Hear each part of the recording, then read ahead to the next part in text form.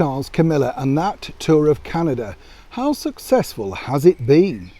Hi, good morning, Neil Sean here in the very heart of London. Thank you for joining me today. Nice to see you one and all. Yes, lovely to see all those brand new subscribers too. Welcome, and I hope that you're enjoying everything that we're putting out here for the channel. As you know, we're going to be very busy very soon with all the Platinum Jubilee celebrations. And I've said this before to you, but I don't know, how quick has this all come around? When you think about it, we were talking about it, you think, yeah, that seems a long time away. Now it's sort of nanoseconds, isn't it? That's the thing. That's the thing about time, isn't it? I don't care how old you are or all that sort of stuff. We turn around and suddenly it's gone. Incredible. I think that's what I liked about when Her Gracious Majesty this Queen was showed a picture, and someone showed a picture of her from 1948 and she said, oh, that's an awfully long time ago. And I thought, then you think, yes, it is. So she feels like that after 70 years on the throne. We really shouldn't complain, should we? Someone like that that's carried on working right through till 96, really, we should just shut up and get on with it. That's what you're thinking about this Canadian story, aren't you? I'm getting on with it now. Camilla and Prince Charles have had a very, very warm welcome at the start of that Canadian tour, and don't believe as ever the mainstream media, they have been welcome. Canadians love them as we love Canadians. I think it's a marvellous country. I definitely would love to go at some point, although I'm told it gets very cold, as everywhere does now in the winter. Interesting to note though that a lot of people have been asking me, online on social media, why is it such a short tour? Well, as you know, Canada is the most visited royal destination, particularly by Our Gracious Majesty the Queen.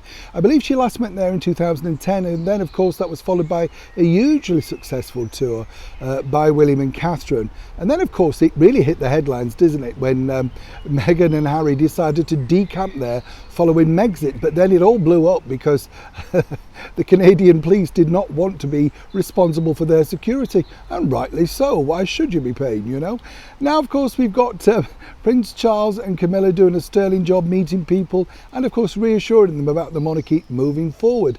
But as I say, a lot of people are saying, well, why is it such a short tour? Well, a lot of people are speculating all about Prime Minister Trudeau. Now, he openly admitted he met Prince Charles way back when he was a child, I think 8 or 9 years old, for the very first time.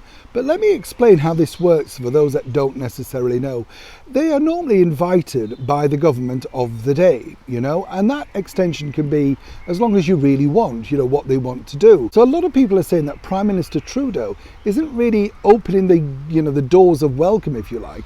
Obviously, there's the opportunity. We saw him recently in Windsor with Her Majesty the Queen, and he was thrilled to stand next to her, once again getting all those world headlines. I noticed he took his mask off, that he put it on. He couldn't decide what he was going to do. And what we've seen over in Canada from the reports back, and I've got a very good contact out there on the tour right now, they're saying, well, the crowds are warm. They're not necessarily warm to the Prime Minister himself. I think it's the same wherever you go, whatever country you're in.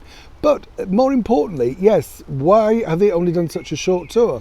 Well, I contacted Kensington Palace and Clarence House, and they told me, again, they reconfirmed that it is really all about the government's invitation and as to how long the government perceive what they can put together on their budgets, that sort of stuff, and whether Charles and Camilla would want to do a long or short tour. Now, obviously, in this Platinum Jubilee year, given the timescale, this would have been set up at least 2 years ago. So why is it such a short tour?